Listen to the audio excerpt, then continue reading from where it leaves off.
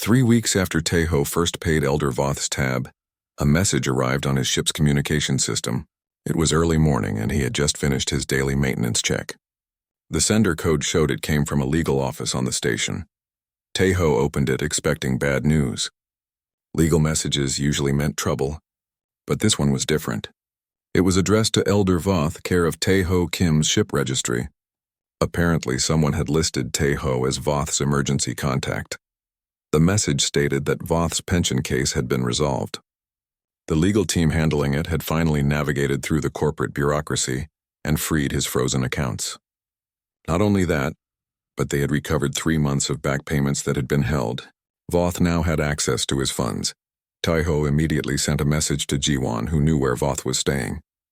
The old Morvani had been sleeping in a small room that one of the human mechanics had cleared out in his workshop. It was not much, just a storage space with a cot and a heater, but it was warm and safe. An hour later, Teho met Voth and Jiwan at the station's administrative office. The old Morvani looked different than he had 3 weeks ago. He had gained some weight. His scales looked healthier, but most of all, his eyes looked alive again, not defeated. The administrative officer, a bored-looking krill, confirmed the information. Your account has been unfrozen. The corporation has transferred all owed payments plus a penalty fee for the delay. Total amount, 3,200 credits. Voth's hands trembled as he looked at the number on the screen. 3,000. That's enough for passage to anywhere in the sector, Jiwan said quietly. And enough to live on for months. The krill officer processed some final documents and then dismissed them with a wave. They walked out of the office together. Voth moved slowly like he was afraid this was all a dream that might break. I need to repay you, Voth said suddenly, turning to Teho. You paid 52 credits for me. I will pay you double, triple. Whatever you feel is fair. You don't owe me anything, Teho said. But I do.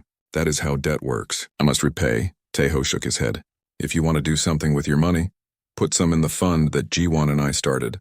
Help the next person who needs it. That's payment enough. Voth was silent for a long moment. Then he laughed, a dry sound like old paper rustling. You humans truly are strange, but perhaps that strangeness is what this galaxy needs. They walked to a small cafe near the docking bays. It was a nicer place than the Wanderer's Rest, with actual windows looking out at the stars. Voth insisted on buying them all food, real food, not the cheap rations they usually ate. As they ate, Voth told them his plans. There is a colony called New Meridian. It was founded by survivors of the old Meridian system after the collapse.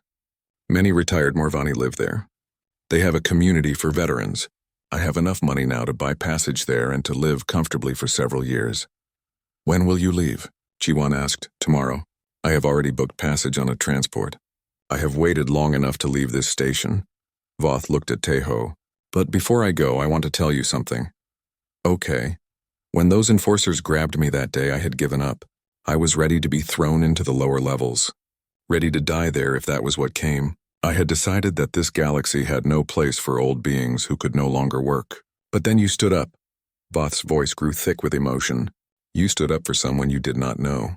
Someone of a different species. Someone who could give you nothing in return. Do you understand what that meant? I just did what felt right, Teho said, uncomfortable with the intensity in Voth's eyes. No. You did something that most beings in this galaxy have forgotten how to do. You saw suffering and you acted against it, even at cost to yourself. You reminded me that honor still exists somewhere in the universe. That compassion is not just an old story from better times. Voth reached into his jacket and pulled out his service ribbons, the ones Teho had noticed that first day.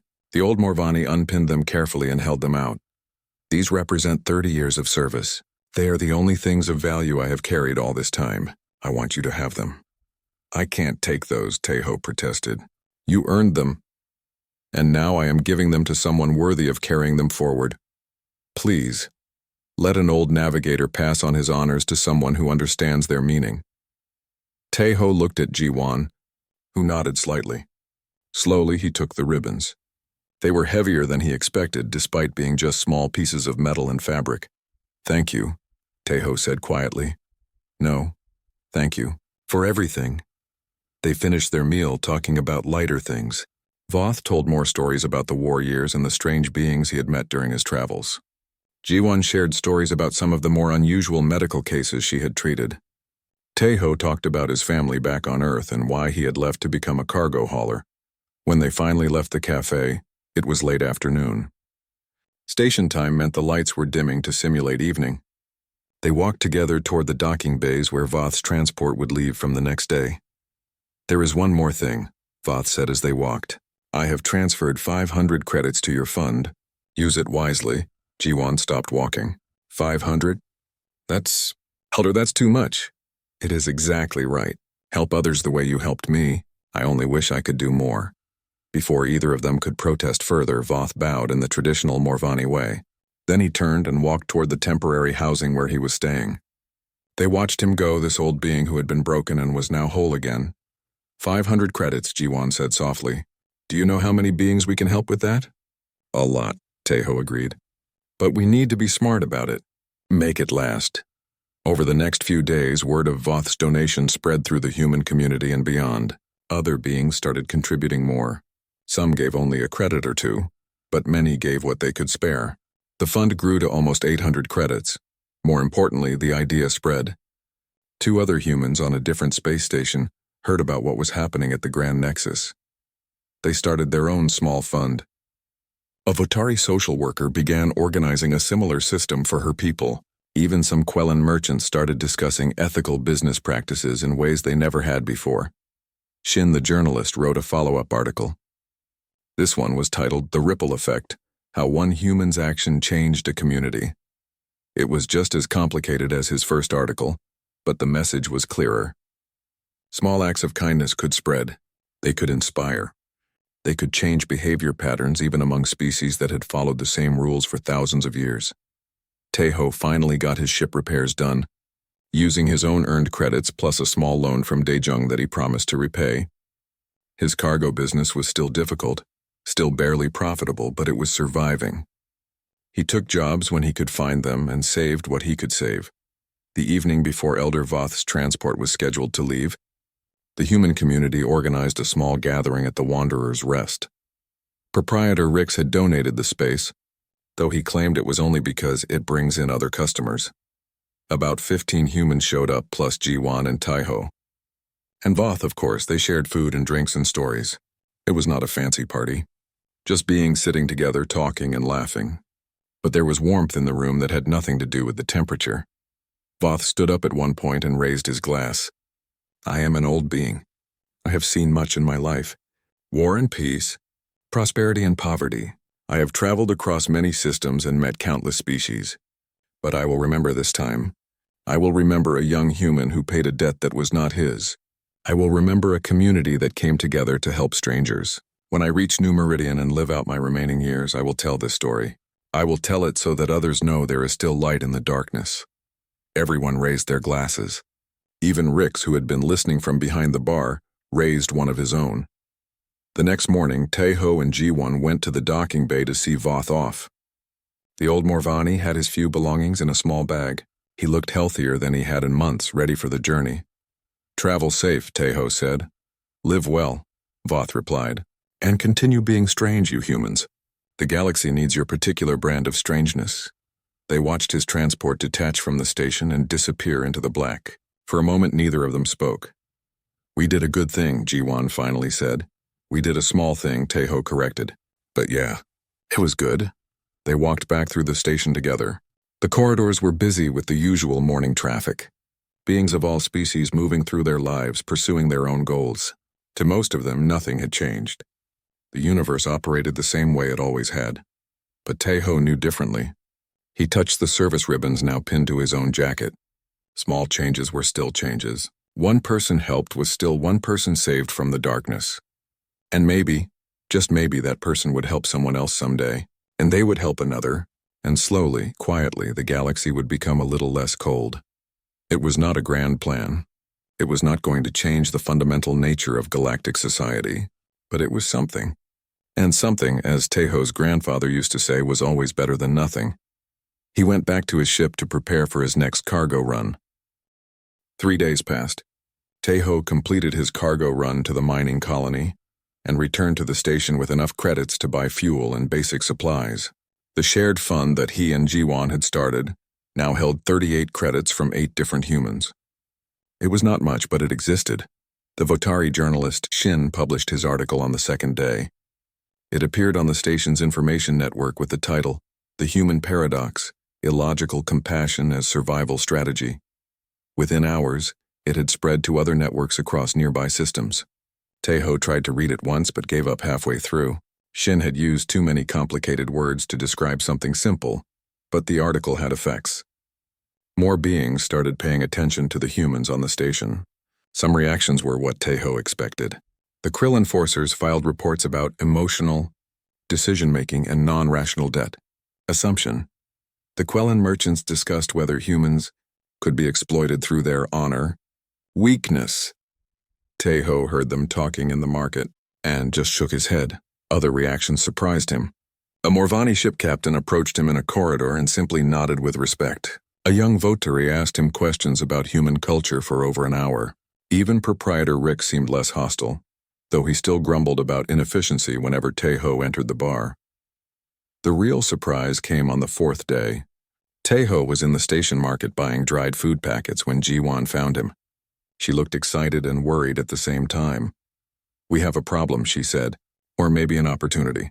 I'm not sure which. What happened? Come with me. I need to show you something." She led him through the market crowds to a quieter section of the station. They passed through corridors that got progressively older and more worn. Finally, they reached a small medical clinic tucked between a repair shop and a parts dealer. Inside the clinic waiting area, 6 beings sat on benches. Taeho recognized the species but not the individuals. 2 Morvani, one looking very old, a Votari with a damaged leg, a small furry being that might have been Polani, a Quellan with one arm obviously injured, and something that looked like a walking plant with crystalline parts. "They all heard about what you did," Jiwon explained quietly. "And they heard about our fund. They're all in situations like Elder Voth. Stuck here, can't afford help, nowhere to go. They want to know if we can assist them too." Taeho looked at the 6 beings. He saw hope in their eyes. Desperate hope. The kind that comes when you have nothing left to lose. "We only have 38 credits in the fund," he said quietly. "I know. That's the problem," Taeho thought quickly. What does each of them need most urgently? Jiwon had clearly already checked. She pulled out her data pad and showed him notes. "The old Morvani needs medicine for a chronic condition. 20 credits at station prices. The Votari needs his leg treated, but I can do that for free in the clinic. The Polani needs food and a place to sleep safe for a week while she waits for family to send money. Maybe 10 credits. The Quellan needs his arm surgery, which I cannot do here. That's expensive. The crystalline being needs special nutrients that cost 8 credits. The other Morvani just needs help with docking fees so his ship doesn't get impounded. 15 credits. That's way more than we have," Taeho said. "I know. But we can't just send them away. They came here because someone finally gave them hope." Taeho looked at the waiting beings again. He remembered Voth's face when the enforcers grabbed him. The shame and resignation. These beings had that same look mixed with fragile hope. "Okay," he said slowly. "We help the ones we can help right now. We tell the others we'll try to help them as soon as we have more funds. And we need to get more humans involved. This is bigger than 8 people can handle." Jiwon nodded. "I'll send out another message to the human community. Maybe some can give more. Or maybe there are humans we haven't reached yet." They spent the next hour making decisions. With 38 credits and Jiwon's medical skills, they could fully help 3 of the 6 beings. The old Morvani got his medicine. The Polani got food and temporary shelter. The crystalline being got his nutrients. The others were told honestly that help would come when possible, but it might take time. The old Morvani, whose name was Kelth, gripped Taeho's hand with surprising strength. "Why do you help us?" "We are nothing to you. We are not even your species. Does that matter?" Taeho asked. "To everyone else in this galaxy, yes. It matters very much." "Well, humans are weird," Taeho said with a tired smile. Over the next week, something unexpected happened. The word continued to spread.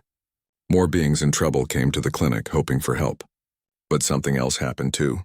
Other humans who had heard about the fund started contributing more. Daejung the mechanic had a good week and donated 20 credits all at once. Haewon the cook started offering free meals to beings the fund was helping. And then, even stranger, some non-humans started contributing too. Not many, just a few. A young Votari student donated 5 credits with a note saying she wanted to understand human culture better. An old Morvani ship captain who had served with humans during the war sent 10 credits. Even a Quellan merchant, though he claimed it was just investing in station stability, put in 3 credits. Tejo was in the Wanderer's Rest one evening when proprietor Rix approached his table. The Quellan looked uncomfortable. "Human," Rix said. "I have decided to change a policy." "Oh?" "Beings who come to my establishment with genuine need may now receive a small line of credit. They may eat one meal and have time to resolve their financial situations before payment is required. Not unlimited credit, not charity, but flexibility." Tejo stared at him. "Why?" All 4 of Rix's arms moved in an annoyed gesture. "Because apparently it is bad for business to be seen as heartless around you humans. 3 customers have told me they will take their business elsewhere if I do not show more compassion." He said the last word like it tasted bad. "So you're doing it for business reasons?" Of course. What else would motivate such a decision? But Tejo saw something in the Quellan's eyes, something that might have been shame or maybe just the beginning of understanding. "Well, whatever your reasons, it will help people." "Thank you." Rix waved a hand dismissively and walked away. But Tejo noticed that later that night, when a nervous-looking Votari came in and admitted he was short on credits, Rix served him anyway. And he did not call the enforcers. The fund now held over 100 credits from 15 different contributors. They had helped 11 beings in 2 weeks. It was still small, still just a drop in an ocean of need, but it was something. Ji-won sat down across from Tejo that evening. She looked exhausted. "I treated 6 people today. 3 I could help for free.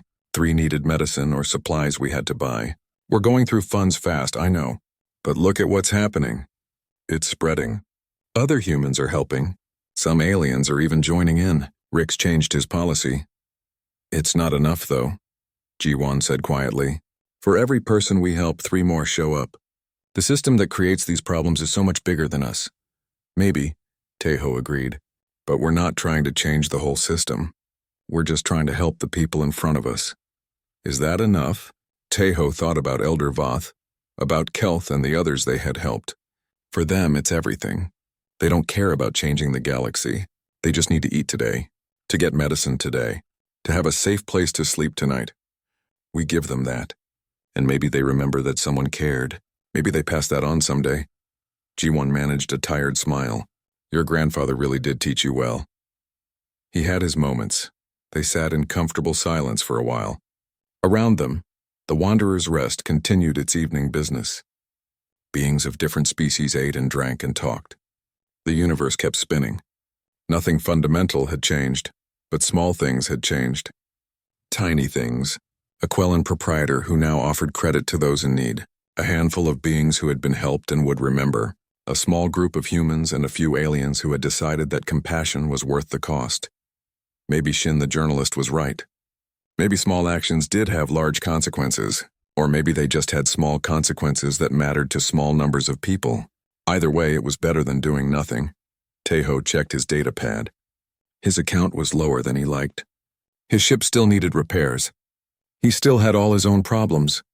But when he thought about Voth's face after that first meal, or Kelth's grateful tears when he got his medicine, he found he did not regret a single credit spent. He was human. And humans apparently were bad at the kind of math that ruled the galaxy. They counted different things. They measured different values. And maybe, just maybe, the galaxy needed that kind of bad math. The next morning, Tejo woke up in his small sleeping quarters on his cargo ship. The metal walls were cold, and the air recycler made its usual rattling sound. He checked his data pad out of habit. His account balance stared back at him, 52 credits lighter than yesterday. He should have felt regret. Instead, he felt strangely calm. He spent the morning doing maintenance work on his ship. The atmospheric regulator still needed replacing, but that would have to wait. He had enough fuel for 1 more run, maybe 2 if he was careful. He was calculating routes when his communication panel beeped. A message appeared on the screen. It was a job offer from a small trading company. They needed cargo moved from the station to a mining colony 3 days away. The pay was decent. Not great, but enough to buy fuel and food and put a little toward repairs. Tejo accepted the job and started preparing his ship. He was checking the cargo bay seals when someone knocked on his outer airlock. Through the small window, he could see a woman in a medical uniform. He opened the door. The woman was human, probably in her late 20s. She had her black hair pulled back in a practical style, and there were tired lines around her eyes that spoke of long shifts and not enough sleep. "Taiho Kim?" she asked. "That's me," he replied. "Can I help you?" "I'm Jiwon Park," she said. "I work at the station medical clinic. I heard about what you did yesterday at the Wanderer's Rest." Tejo felt his face grow warm. "News travels fast." "On a space station, everything travels fast," Jiwon said with a small smile. "Can I come in? I want to talk to you about something." He stepped aside and let her enter his ship. The interior was cramped and worn but clean. She looked around briefly, taking in the practical setup of someone who lived on their vessel. "I've been treating Elder Voth for free for the past few weeks," Jiwon said once they were both seated in his small common area. "Minor things. Malnutrition, dehydration, some infections from sleeping in cold places. The clinic charges for everything, but I've been hiding his visits in my personal supply allowances." "Why?" Tejo asked. She shrugged. "Same reason you paid his tab, I guess. It seemed wrong to let him suffer when I could help. But the clinic administrator is starting to ask questions about my supply usage. I can't keep doing it much longer without getting caught and losing my job." "That's the system," Tejo said quietly. "Everything costs. Everyone pays." "Except you didn't follow that system yesterday," Jiwon pointed out. "You paid someone else's debt for no logical reason. At least, no reason that makes sense to most species here." "My grandfather always said that doing the right thing rarely makes logical sense." Jiwon smiled at that. "Sounds like a wise man. Look, I came here because I wanted to ask you something. There are others like Elder Voth on this station, beings caught in bureaucratic traps, or recovering from losses, or just down on their luck with no way out. The system grinds them down until they end up in the lower levels or dead. I've seen it happen too many times. I can't pay everyone's debts," Tejo said. "I'm barely keeping my own ship running." "I know. I'm not asking you to. But what if we started something small? A fund, maybe. You and me, we put in what we can spare. Even a few credits here and there. Then when someone really needs help like Voth did yesterday, we have something to offer." Tejo considered this. It was a crazy idea.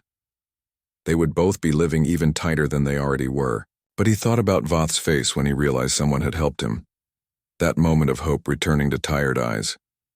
"How many humans are on this station?" he asked. "Maybe 20 or 30, Jiwon said.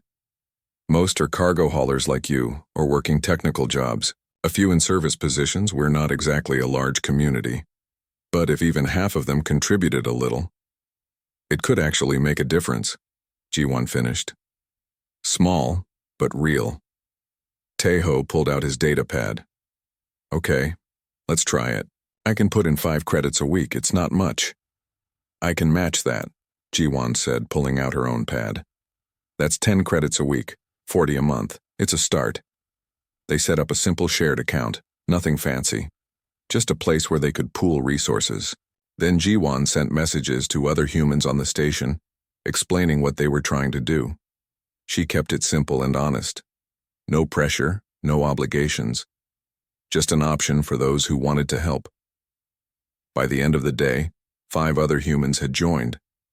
Most could only contribute a credit or 2 per week.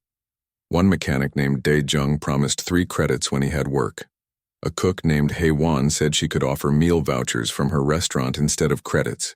It was all very small, but it added up. That evening, Tejo went back to the Wanderer's Rest. He had expected the atmosphere to be the same as always, but something had changed.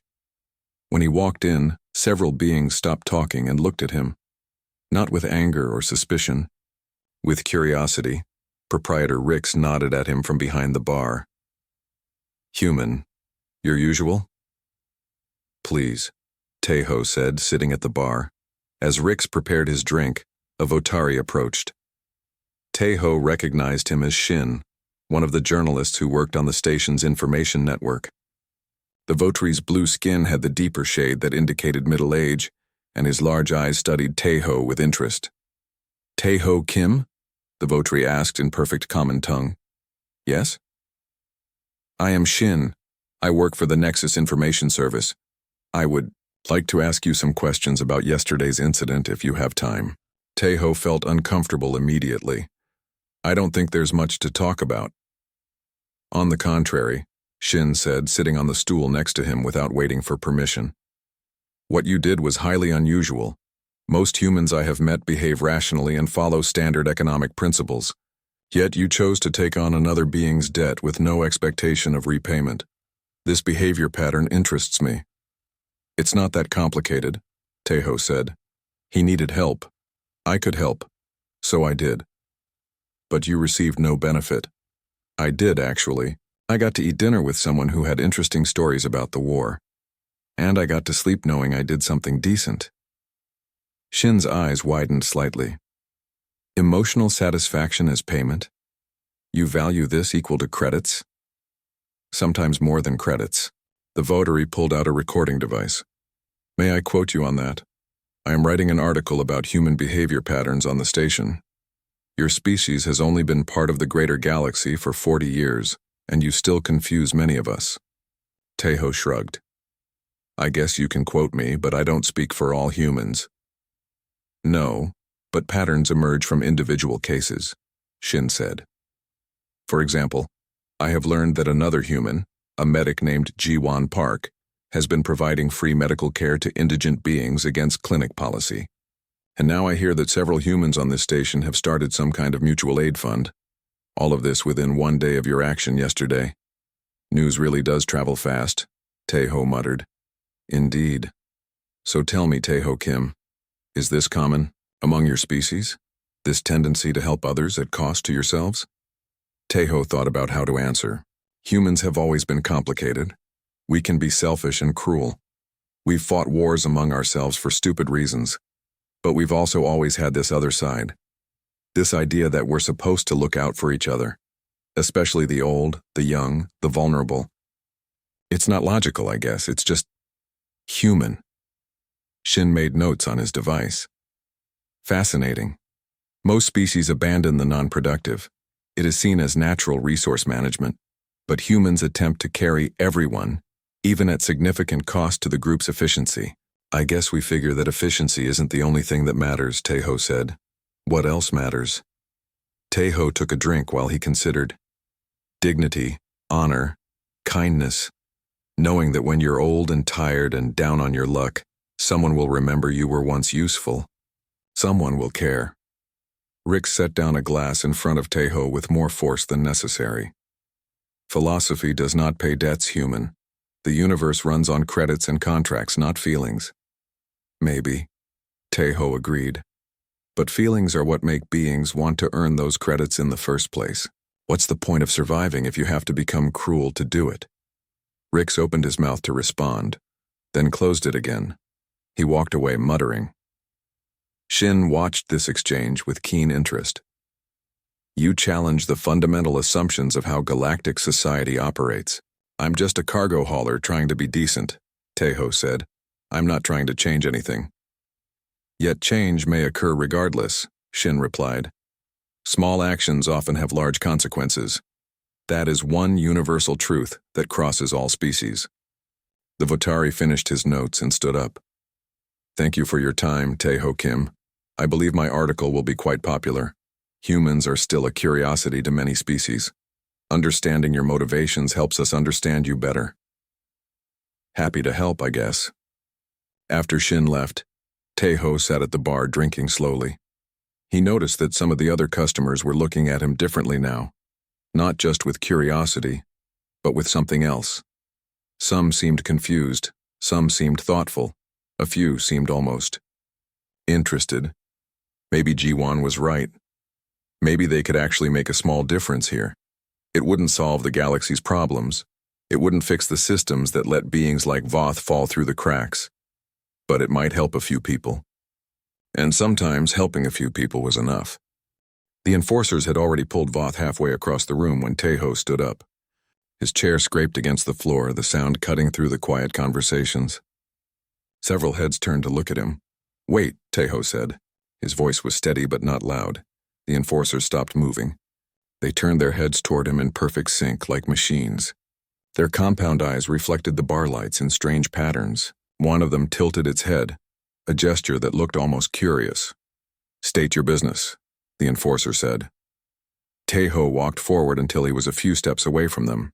He could see Voth more clearly now. The old Morvani scales were even more faded up close. There were scars on his hands, the kind that came from years of working with ship controls. His eyes watched Tejo with confusion and a small spark of hope. "I'll cover his tab," Tejo said. The bar went completely silent. Even the Quellan merchants stopped their arguing. Proprietor Rix froze in the middle of pouring a drink. The other customers stared at Tejo like he had just said something in an alien language nobody understood. The enforcer's mandibles clicked together several times. Clarification required. "You claim financial responsibility for this being's debt?" "Yes," Tejo said simply. "How much does he owe?" 47 credits, plus a 5-credit processing fee for security intervention. Total, 52 credits. Tejo pulled out his datapad and opened his account. 52 credits. That was almost a quarter of what he had saved for his ship repairs. His cargo vessel needed a new atmospheric regulator. Without it, he couldn't take contracts that involved biological cargo. That meant fewer job opportunities. That meant less money, but he looked at Voth's face again. At those service ribbons, at the dignity in the old alien's eyes despite everything. "Transfer it," Tejo said. The enforcer extended a scanner device. Tejo placed his datapad against it. The device beeped. Numbers moved on both screens. The transaction completed in seconds. "Payment confirmed," the enforcer stated. "Debt satisfied. This matter is concluded." Both enforcers released Voth immediately. They turned and walked toward the exit without another word, their duty fulfilled. The door slid shut behind them with a soft hiss. Slowly, the noise in the bar returned. But it was different now.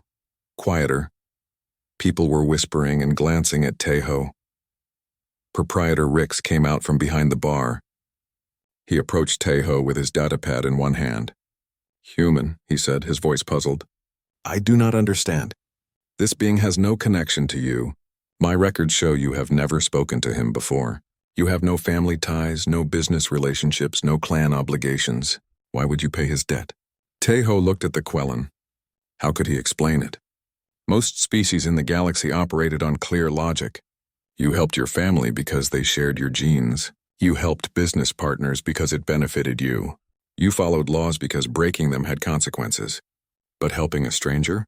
For nothing in return? That didn't fit into their equations. "He's a veteran," Tejo said, pointing at the ribbons on Voth's jacket. "He served during the Coalition Wars. That means something to my people." Rix's eyes narrowed. "It means he fought in battles decades ago. That service is completed. The debt is paid through whatever pension he earned. There is no ongoing obligation." "Maybe not in your culture," Tejo replied, "but in mine we honor those who served. We take care of them." Rix shook his head, all 4 arms moving in a gesture of confusion. Inefficient, illogical, but he walked back to his bar, muttering in his own language. Tejo turned to Voth. The old Morvani still stood in the same spot, looking at Tejo with an expression that was hard to read. His scaled hands trembled slightly. "You should not have done that, young human," Voth said quietly. "That money, you need it. I can see it in your clothes, in the way you nurse cheap drinks, in the worry on your face when you look at your accounts. You are struggling too." "Maybe," Tejo admitted, "but I'm not starving. I have a ship. I have options, do you?" Voth was quiet for a long moment. Then he shook his head slowly. "No, I do not." "Then sit down," Tejo said, gesturing to a nearby table. "Let me buy you a real meal. You look like you haven't eaten properly in days." "I cannot accept more charity," Voth said, his voice stiff with pride. "It's not charity," Tejo replied. "Call it conversation payment. I want to hear your stories about the war. My grandfather was saved by a mixed crew during the Meridian collapse. Were you there?" Voth's eyes widened slightly. "The Meridian collapse?" "Yes, I was there. I was a navigation officer on the transport ship Endless Horizon." "Then you have stories I want to hear," Tejo said. That's worth a meal to me. It was a careful lie, giving the old alien a way to accept help without it feeling like pity. Voth seemed to understand this. After a moment, he nodded and sat down at the table. Tejo sat across from him and waved to get Rix's attention. 2 meals, Tejo called out. Whatever works for both humans and Morvani. Rix grumbled something but started preparing food. Around them, the other customers had returned to their own business, though Tejo caught several still glancing their way. He ignored them. Why do your people care about old soldiers? Voth asked. Most species in the galaxy put their elderly in care facilities or simply let them die when they can no longer work. It is the natural way. Resources go to the young who can contribute. Tejo thought about how to explain it in simple terms. We have a saying in my culture. A society grows great when old people plant trees in whose shade they know they will never sit. You fought in the war. You helped make the galaxy safer. You planted trees. The least I can do is offer some shade in return. Voth stared at him. That is a strange philosophy. Maybe, Tejo said with a small smile. But it's ours. Rix brought their food. For Tejo, it was a simple protein stew with bread. For Voth, it was a bowl of something that looked like insects mixed with a purple grain. Voth stared at the food like he couldn't believe it was real. Eat, Tejo said gently. Voth picked up his eating utensil with shaking hands and took a bite. Then another. Then he was eating faster, like his body had suddenly remembered it was starving. Tejo ate his own meal slowly, giving the old alien time. When Voth finally slowed down, his bowl nearly empty, he looked up at Tejo. Thank you, he said. I have not had a proper meal in 2 weeks. Tell me what happened, Tejo said. How did you end up here? And Voth began to talk. He told his story in pieces between bites of food. About his years as a navigator. About the war and the ships he served on. About how he helped evacuate civilians during the Meridian collapse, guiding transport ships through dangerous space while enemy fighters hunted them. About the decades of work after the war, navigating trade routes until the new automated systems made his skills worthless. The companies wanted young navigators who understood the new technology, Voth explained. Or they wanted no navigators at all, just computers. I was retired with a pension, promised by my home colony. But then a corporation bought the colony. They reorganized everything. My pension got lost in legal processes and bureaucratic systems. I have been trying to fix it for months, but every office sends me to another office. Every official says it is not their responsibility. And you got stranded here, Tejo said. Yes. I cannot afford passage to anywhere else. I cannot afford even basic needs. I have been sleeping in maintenance corridors and eating whatever food I can find. Voth looked down at his empty bowl. Today I spent my last credits on 1 drink, just to sit somewhere warm for a few hours. I knew they would call security eventually. I was so tired of the cold. Tejo felt anger growing in his chest. Not at Voth. At a system that could throw away someone who had given so much. Had a galaxy that measured value only in credits and productivity. That's not right, he said quietly. Voth laughed, but it was a bitter sound. Right and wrong do not matter in the equations of commerce, young human. Only profit and loss. Maybe, Tejo said. But humans are bad at math when it comes to things like that. Around them, the Wanderer's Rest continued its usual business. But something had changed. Something small. A human had broken the pattern and everyone had noticed. The Grand Nexus trading station floated in the darkness of space like a massive wheel of light. 7 major trade routes crossed at this point, bringing ships from every corner of the galaxy. Inside the station, thousands of beings moved through the corridors. Some had scales, some had fur, and some had bodies that humans could barely understand. The air processors worked hard to create an atmosphere that most species could breathe. And the gravity generators kept everyone's feet on the floor. Tejo Kim sat at the bar counter in the Wanderer's Rest, staring at his datapad. Numbers glowed on the screen and none of them looked good. His cargo ship needed repairs. The fuel costs kept rising. The competition from bigger companies made it harder to find decent-paying jobs. He was a small independent hauler trying to survive in a galaxy that seemed designed for corporations. He took a sip of his drink. It was cheap and tasted like metal, but it was all he could afford right now. Around him, the bar buzzed with noise. A group of Quellan merchants argued about prices at a corner table, their multiple arms gesturing wildly. Two krill enforcers stood near the entrance, their insect-like bodies perfectly still as they scanned the room with compound eyes. A Votari couple whispered to each other in the booth behind him, their blue skin glowing faintly in the dim light. The Wanderer's Rest was not a fancy place. The furniture had seen better days. The walls needed cleaning, but it was cheap and it served food and drink to most species without asking too many questions. That made it popular with beings like Tejo, who counted every credit and tried to make their money last. Proprietor Rix moved behind the bar, his forearms working efficiently as he served drinks and wiped down surfaces. He was a Quellan, short and stocky, with rough green skin and eyes that missed nothing. Tejo had been coming here for 6 months, ever since he started running cargo through this sector. Rix knew him as a quiet customer who paid his tab and never caused trouble. Tejo's attention was pulled away from his data pad by movement in the corner of the room. An old alien sat alone in a booth near the back wall. Tejo had noticed him before during previous visits. The being was Morvani, a reptilian species with scales that usually shimmered with beautiful colors. But this one's scales had faded to a dull gray-brown, the way old Morvani got when their bodies started failing. The old Morvani wore a jacket that had once been nice but now showed its age. Tejo could see patches sewn over holes and the fabric had faded from years of wear, but there was something else on that jacket. Small metal pins on the collar caught the light. Tejo squinted and recognized them. Navigator pins, and below those, service ribbons from the Coalition Wars. The Coalition Wars had happened 30 years ago, during humanity's first major contact with the wider galaxy. Different species had fought over resources and territory. Tejo's grandfather had told him stories about those times. About ships with mixed crews from different worlds working together. About battles and evacuations and the chaos of a changing galaxy. The old Morvani had a single glass in front of him. The liquid inside was almost gone, but he hadn't ordered another. He just sat there staring at nothing, occasionally taking the tiniest sip to make his drink last longer. Tejo watched as proprietor Rix stopped working and looked at the old Morvani. The Quellan's face grew tight with anger. He picked up a data pad and tapped on it several times. Then he reached under the bar and pulled out a communication device. This is going to get ugly, Tejo thought. He had seen this before on other stations. Someone couldn't pay their tab. Station security got called. The person got thrown out or worse. Rick spoke into the device in a language Tejo didn't understand. But the meaning was clear. A few minutes later, the front door of the bar slid open with a hiss.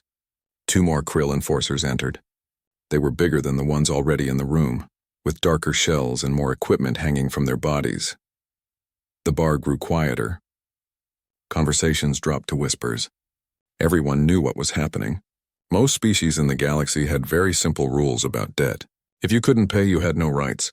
The law was the law. No exceptions. The 2 new enforcers walked across the room with mechanical precision. Their feet clicked on the floor with each step. They stopped at the old Morvani's booth and stood on either side of the table. One of them activated a scanner and pointed it at the old alien. Identification confirmed, the enforcer said in flat common tongue. Voth of the Meridian Colonies. You have an outstanding balance of 47 credits at this establishment. You have occupied this booth for 6 hours and 14 minutes beyond acceptable limits as defined by Station Ordinance 2847C. Payment is required immediately. The old Morvani, Voth, looked up at the enforcers. His eyes were tired but still clear. I cannot pay, he said quietly. His voice carried the accent of someone who had learned common tongue late in life. My accounts are frozen. There has been an error with my pension. Inability to pay does not exempt you from station law, the enforcer replied. Multiple options exist. You may transfer credits, you may offer collateral, or you may accept immediate deportation to the lower levels pending debt resolution. The lower levels. Tejo knew about those. Every station had them. The places where beings with no money and no options ended up. Dark sections with broken life support and gang-controlled territory. Most beings who went down there never came back up. I have no credits to transfer, Voth said. I have no collateral. I have only my honor, which seems to have no value in this place. Honor is not accepted as payment, the enforcer stated. You will come with us. Both enforcers reached down and grabbed Voth's arms. The old Morvani didn't fight. He simply stood up slowly, his movements stiff with age. His face showed no emotion, But Taeho could see the shame in his eyes. Around the bar, other customers watched for a moment, then looked away. This was normal. This was how things worked. Getting involved in someone else's debt problems was foolish. Taeho looked down at his datapad again. The numbers were still bad. He still needed those credits for his ship repairs. He still had his own problems to worry about. But his eyes kept being pulled back to those faded service ribbons on Voth's jacket. His grandfather's voice echoed in his memory. During the war, a mixed crew saved my transport. Different species working together. They didn't have to help us, but they did. That's something you don't forget. Taeho's finger hovered over his datapad where his account balance showed. It wasn't much, but it was enough. He took a deep breath and made his decision.